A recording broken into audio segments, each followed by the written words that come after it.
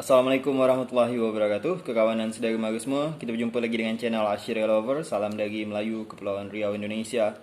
Pada hari ini, video kita adalah tentang Melayu Timur. Jadi kita dekat kawasan Kepulauan Riau ni, terutama dekat Pulau Singkep ni, kadang-kadang kita ada berjumpa dengan orang-orang yang menyebut dirinya sebagai Melayu Timur. Waktu saya masih kecil, saya bertanya-tanya lah Melayu Timur ni dekat mana. Saya tengok peta, akhirnya saya tengok dekat arah Pulau Kalimantan, Kalimantan Barat. Oh ya, dekat Melayu Kalimantan Barat sana agaknya disebut Melayu Timur oleh orang kita dekat sini. Tapi ternyata dah dewasa saya tahu bahawa ternyata saya hilaf di situ. Baca dan mendengar cerita dari orang tua, mendengar cerita dari orang-orang yang berdarah Melayu Timur sendiri, ternyata ada satu kisah heroik, kisah kepahlawanan orang Melayu Timur ini. Oh ya, video ni saya buat dengan tujuan supaya mana yang nak tahu lagi lebih dalam tentang cerita sejarah Melayu Timur ni, silakan cari di buku-buku sejarah Melayu ataupun silakan langsung je browsing dekat Google, cari tentang beberapa nama atau tempat yang akan saya sebut dalam video ni. Jadi video ni juga tak lengkap kerana ada beragam versi cerita, beragam versi kisah yang kadang-kadang saya tengok antara satu penulis dengan penulis yang lain, satu pencerita dengan pencerita yang lain. Ada yang diceritakan ini tak diceritakan yang ini, ada yang ditulis yang ini tak ditulis yang ini. Kadang-kadang macam itulah. Jadi memang nak banyak kita mendengar dan nak banyak kita membaca sehingga kita merangkum je lah kisah tu. Jadi video ni saya merangkum je kisah yang saya ketahui tentang Melayu Timur ni. Jadi siapakah Melayu Timur ini? Melayu Timur adalah mereka yang berasal dari Puak Iranun dan Puak Tempasuk. Pada satu hari, di zaman Kemaharajaan Johor Pahang Riau Lingga di bawah kepimpinan Baginda Sultan Mahmud Riyad Shah atau dikenal juga Sultan Mahmud III. Pada masa Sultan Mahmud Riyad Shah masih memimpin, terjadi perang besar antara Johor Pahang Riau Lingga dan ditolong oleh beberapa kawasan-kawasan Melayu yang lain untuk menentang Belanda yang berada di Riau pada masa itu atau berada di Tanjung Pinang dan juga berada dekat Melaka. Boleh kata dekat kawasan Semenanjung bawa ke Kepulauan Riau ni sudah mulai dipengaruhi Belanda pada zaman itu. Dan terjadilah perang besar antara askar Melayu, Bugis, suku laut di bawah pimpinan Raja Haji Fisabilillah atas restu daripada Sultan Mahmud Riyad Shah menentang Belanda di Selat Riau. Atau kalau nak tengok peta sekarang, silakan tengok peta kawasan Pulau Bintan, tepatnya lagi di Kota Tanjung Pinang, tepatnya lagi antara Pulau Penyengat, Hulu Riau dan juga Kota Tanjung Pinang, Hulu Riau atau Sungai Cerang.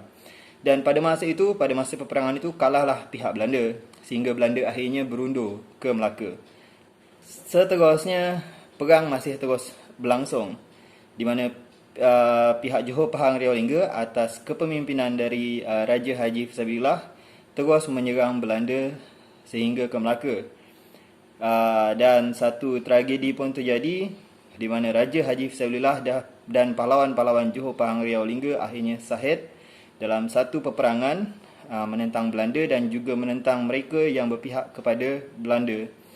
Syahid para pahlawan membawa kepada satu kekacauan suasana kesultanan pada zaman itu, di mana Belanda memaksa Sultan Mahmud Riyad Shah untuk menandatangani satu surat menyerah kepada pihak Belanda dan juga mengakui untuk memutuskan hak-hak khusus atau hak-hak teruntuk khas kepada Puak Bugis yang ada di kawasan Johor Pahang Riau Lingga pada masa itu, di mana memang sudah terjadi sumpah setia Melayu Bugis di Kesultanan Johor Pahang Riau Lingga. Tetapi kerana Belanda akhirnya dapat mengalahkan Raja Haji Fisabilillah, maka Sultan Mahmud Riyad Shah dipaksa untuk menghilangkan jawatan khusus yang biasanya dipegang oleh Puak Bugis dan juga disuruh untuk tak lagi katakanlah berseramah akrab atau bersaudara kepada Puak Bugis. Pada masa itu, kerana keadaan memang kita dalam keadaan kita kalah perang, maka Sultan Mahmud terpaksa akur, maka Sultan Mahmud terpaksa ikut apa yang diperintahkan oleh Belanda itu. Tetapi Sultan Mahmud Rayat Shah adalah seorang yang hebat, seorang yang bijak. Dan untuk selanjutnya, Sultan Mahmud Rayat Shah memang tidak meletakkan orang-orang Bugis di dalam jawatan politik Johor Pahang Riau Lingga pada masa itu, tetapi kerana perpaduan antara Melayu dan Bugis tadi, maka orang Melayu dan Bugis pada masa itu banyak bergambik atau banyak berkahwin campur antara orang Melayu dan orang Bugis.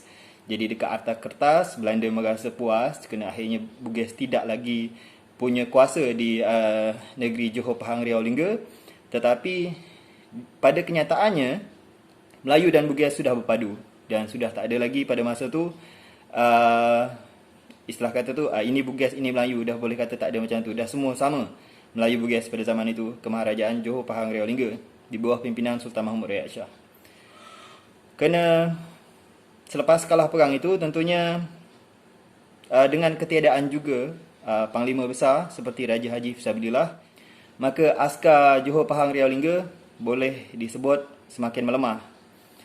Bijaknya Sultan Mahmud Rayat Shah, akhirnya Sultan Mahmud Rayat Shah menjemput orang-orang dari satu kawasan nun jauh di timur sana. Siapakah mereka? Mereka adalah orang-orang Iranun dan orang-orang Tempasuk, yang sekarang kalau kita tengok dekat peta, mereka menempati kawasan Filipina bahagian selatan dan juga kawasan Sabah, Malaysia sekarang.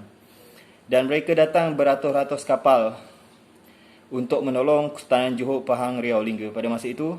Dan mereka tiba di Tanjung Pinang semakin ramai dengan tujuan Belanda pada masa itu tertipu. Belanda nyangka orang Timur ni datang untuk berniaga. Padahal orang Melayu Timur ni datang untuk menolong Kemaharajaan Johor Pahang Riau Lingga pada masa itu untuk menekan pihak Belanda. Dan dalam satu hari akhirnya terjadilah perang besar di mana orang-orang Melayu Timur menyerang Belanda di kota Tanjung Pinang.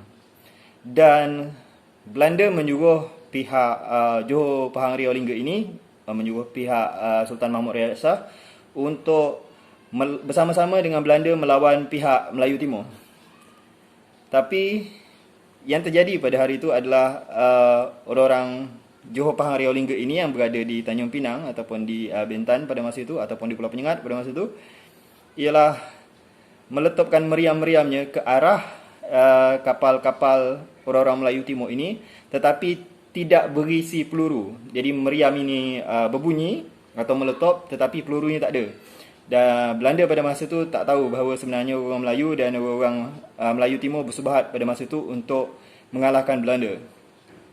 Dan hari bersejarah itu terjadi di mana akhirnya pihak Belanda pun kalah, dan Belanda pada masa itu bergundur ke Batavia atau sekarang dikenal dengan kawasan Jakarta. Selepas kekalahan Belanda itu, akhirnya dengan tambahan askar yang ramai dari pihak Melayu Timur ataupun pihak Iranun dan Tempasuk tadi, ditambah juga lagi dengan orang-orang Melayu dan Bugis sendiri, ditambah juga tentunya oleh orang-orang suku laut, dan ditambah oleh beberapa puak yang lain. Pada masa itu, di penghujung tahun 1700, Johor Pahang Riau Lingga sebenarnya sudah bangkit kembali menjadi satu kekuatan yang menakutkan bagi pihak Inggeris dan Belanda pada masa itu.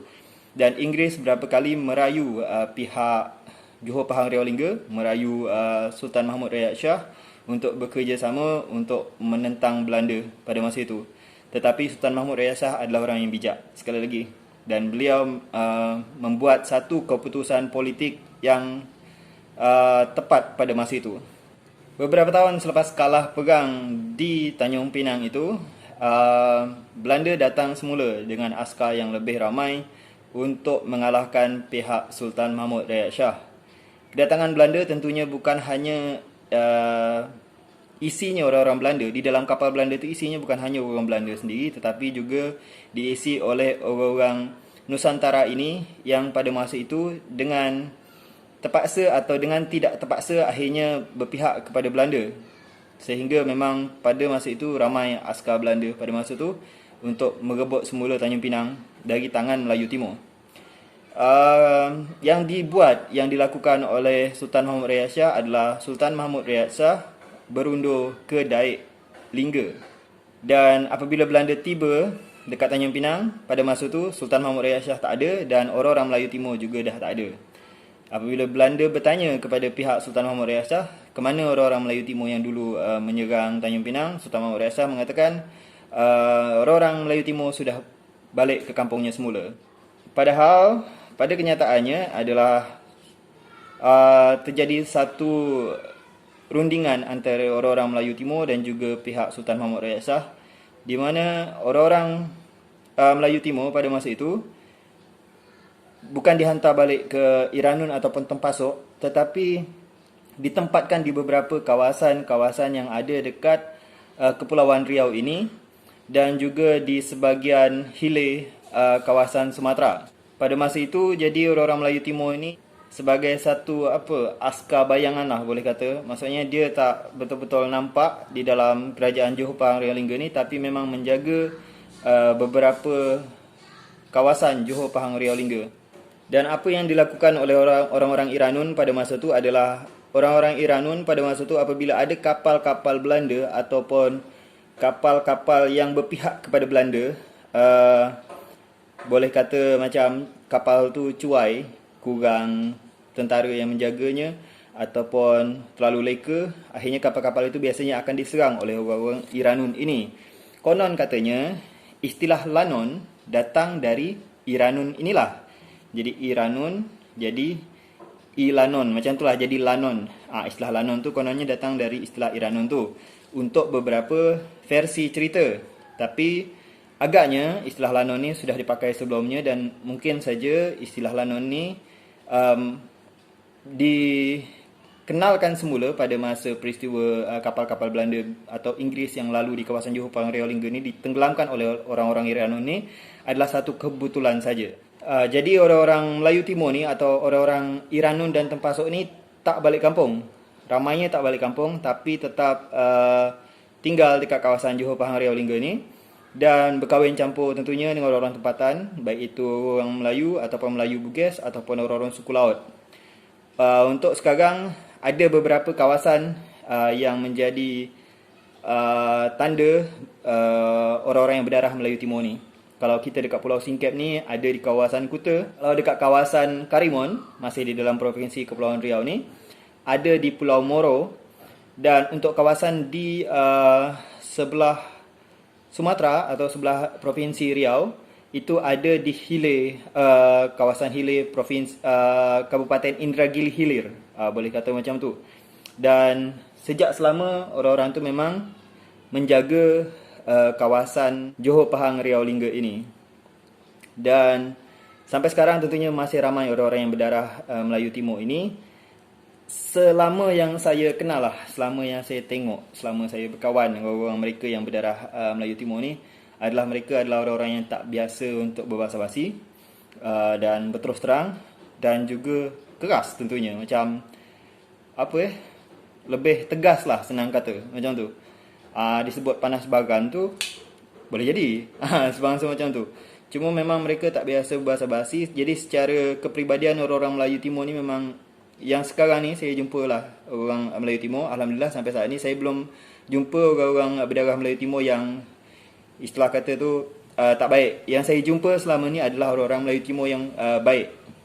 Dan mereka masih menjaga lagi hazanah mereka.